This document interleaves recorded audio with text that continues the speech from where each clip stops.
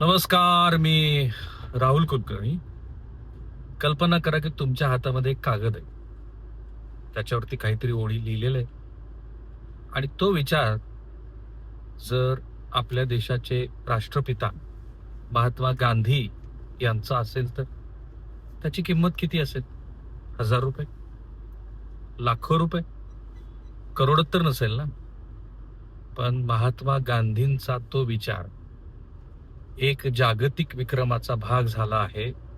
महात्मा गांधींनी स्व अक्षरामध्ये लिहिलेल्या त्या विचाराला 16,20,00,000 रुपये एवढी विक्रमी किंमत मिळाली. आणि मित्रांनो, मला जे नेहमी वाटतं की ह्या देशामध्ये महात्मा गांधी तेही मरत नसतात, ना त्यांचा विचार मरत असतो. हे कुठं घडलं, कसं घडलं, का घडलं, हे सगळं समजून घेण्यासाठी हा व्हिडिओ शेवटपर्यंत पहा. आणि मी का म्हणालो की ह्या देशामध्ये महात्माजींचा विचार मरत नाही ते समजून घेऊन हा व्हिडिओ जगभरातल्या मराठी प्रेक्षकापर्यंत पोहोचवा, ती तुमची जबाबदारी. ज्या वेळेला जनसंघानंतर भारतीय जनता पार्टीचं रूपांतर हे जनता पक्ष फुटला आणि मूळच्या जनसंघाचं पुन्हा भारतीय जनता पार्टीमध्ये त्याचं नवं रूप आलं. त्यानंतर झालेल्या लोकसभेच्या निवडणुकीमध्ये भारतीय जनता पार्टीला केवळ 2 जागा मिळाल्या. या नव्या रूपामध्ये जेव्हा भारतीय जनता पार्टी आली त्यावेळेला भारतीय जनता पार्टीनं आज सांगून कोणाचा विश्वास बसणार नाही, गांधीयन समाजवादीची संकल्पना स्वीकारली होती.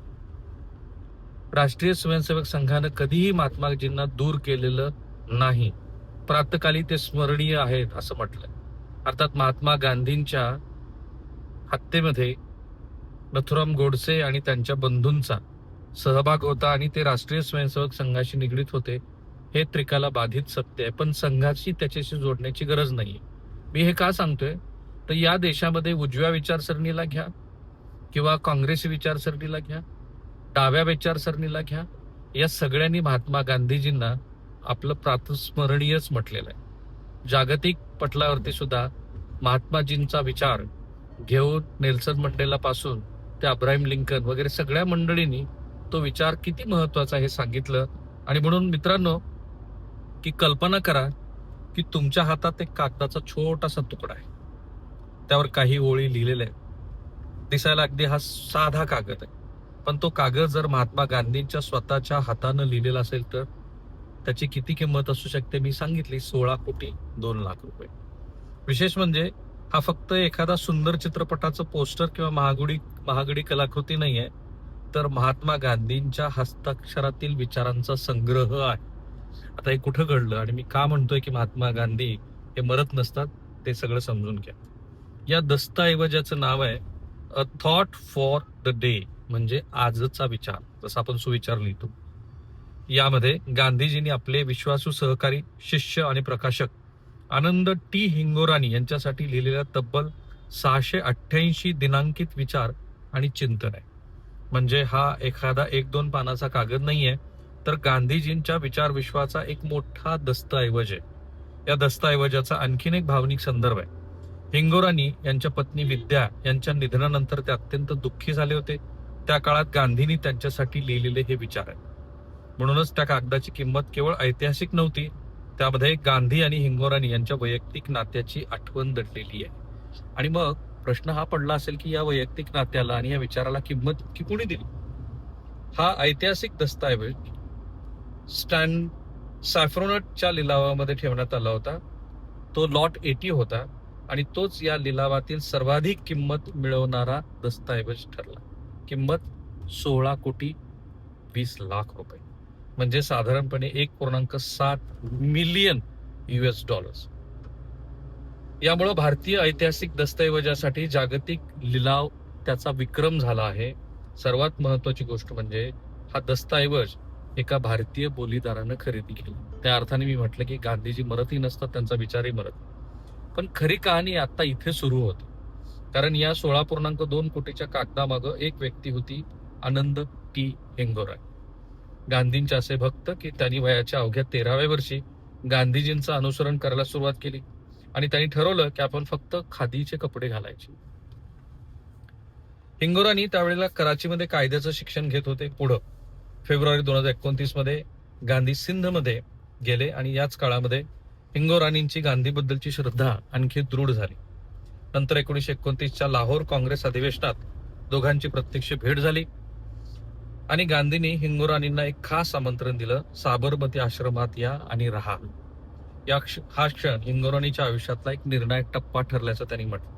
भारताच्या स्वातंत्र्य लढ्याच्या इतिहासातील एक अत्यंत महत्वाचा प्रवास, दांडी यात्रा.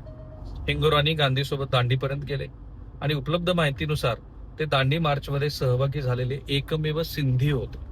पण त्यांची भूमिका फक्त मार्चपुरतीच मर्यादित राहिली नाही. सविनय कायदेभंगाच्या आंदोलनामध्ये त्यांना तब्बल 5 वेळेला अटक झाली. म्हणजे ते गांधीजीचे केवळ चाहते नव्हते, तर ते स्वातंत्र्य लढ्यातले निस्सीम अग्रेसर असे स्वातंत्र्य सैनिक होते. या आंदोलनादरम्यान झालेल्या तुरुंगवासामुळे हिंगोरानीच्या ऐकण्याच्या क्षमतेवरती गंभीर परिणाम झाला. गांधींना त्यांची काळजी होती. त्यांनी हिंगोरानींना वेगवेगळ्या निसर्गोपचार पद्धती वापरून पाहायला सांगितलं आणि गांधीजींच्या स्वभावाप्रमाणे या गंभीर परिस्थितीत सुद्धा त्यांनी विनोदाची बाजू सोडली नाही. गांधीजींनी त्यांना असंही सांगितलं की बहिरं असणं ही नेहमीच वाईट गोष्ट असते असं नाही. आता येतो 1947चा सर्वात मोठा ट्विस्ट. भारत स्वतंत्र होणार होता. देशाचे पहिले सरकार तयार होत होते आणि गांधींनी हिंगोरानीसाठी काय केलं? गांधींनी जवाहरलाल नेहरूंना हिंगोरानी यांची केंद्रीय मंत्रिमंडळामध्ये मंत्री म्हणून नियुक्ती करा असं सुचवलं. कल्पना करा की गांधीच्या जवळच्या व्यक्तीला स्वतंत्र भारताच्या पहिल्या सरकारमध्ये मंत्री होण्याची संधी मिळत होती, पण हिंगोरानींनी ती संधी नाकारली. आजच्या प्राप्त परिस्थितीमध्ये कोणाचा विश्वास बसत असेल तर हो, माझा विश्वास बसतो असं या व्हिडिओच्या कमेंट बॉक्समध्ये टाका. हिंगोरानींना सत्तेच्या राजकारणापेक्षा वेगळं काहीतरी करायचं होतं. त्यांनी स्वतःला भावून घेतलं होतं गांधीजींच्या विचाराचा प्रचार करण्यासाठी. आणि मग सुरू झाला हिंगोरानीचा दुसरा प्रवास. हिंगोरानी यांनी गांधीवरती 50 पेक्षा जास्त पुस्तकं प्रकाशित केली. गांधींची पत्र, विचार, लिखाण, छायाचित्र आणि आठवणी त्यांनी जपून ठेवल्या. 2 दशकापेक्षा जास्त काळामध्ये त्यांनी एक मोठा संग्रह तयार केला. त्यात होते वैयक्तिक पत्रव्यवहार, गांधीच्या हस्ताक्षरातील विचार, छायाचित्र आणि अगदी पेठी सारख्या वस्तू सुद्धा. म्हणजे हिंगोरानी यांनी केवळ गांधींची आठवण जपली नाही, त्यांनी गांधींच्या काळात एक ऐतिहासिक आर्काईव्ह तयार केला. आणि जवळपास 80 वर्षानंतर काय घडलंय बघा. हिंगोरानी यांनी जपलेला हा वारसा एका लिलावात आला आणि एका दस्तऐवजानं इतिहास घडवला. 16.20 लाख कोटी रुपये. भारतीय ऐतिहासिक दस्तऐवजासाठी हा जागतिक विक्रम आहे. पण इथे एक मोठा प्रश्न आहे, या कागदाची किंमत 16.20 कोटी रुपये आहे की गांधीजींच्या विचाराची? कारण हा फक्त कागद नाहीये, तो एका काळाचा साक्षीदार आहे, तर गांधींच्या विचाराचा पुरावा आहे. आणि सर्वात महत्वाचं म्हणजे तो भारताच्या स्वातंत्र्य लढ्याच्या जिवंत इतिहासाचा एक महत्वाचा तुकडा आहे. दुसरीकडे गांधी, म्हणूनच या लिलावाची खरी गोष्ट 16.2 कोटीपेक्षा अधिक आहे. एकीकडे गांधी, दुसरीकडे त्यांचा एक निष्ठावान अनुयायी आनंद टी हिंगोरानी.